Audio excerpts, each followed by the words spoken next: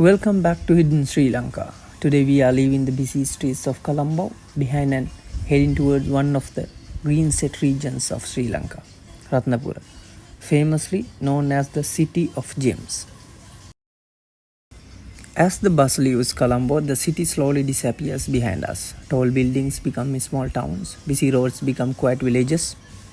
One of the things I love about traveling in Sri Lanka is that every hour on the road feels like entering a completely different world. This is the destination is Bopat waterfall, one of the Sri Lanka's best known waterfalls. Located near Kuruvita in the Ratnapura district, this waterfall stands about 30 meters high. It gets its name because the shape of the fall in water resembles the sacred bow leaf, a symbol deeply respected in Buddhism.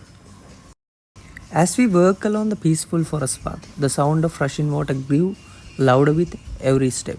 Then suddenly, there it was, powerful, refreshing, surrounded by lush tropical forest. Standing here, you don't just hear the waterfall, you feel its energy.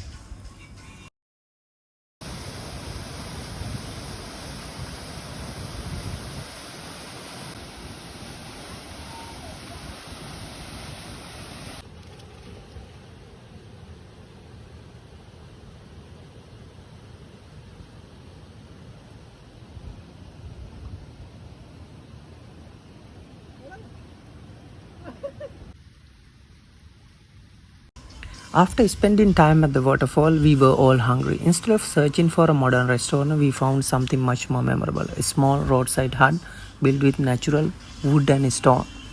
It felt like stepping back into old village life, simple, peaceful, authentic.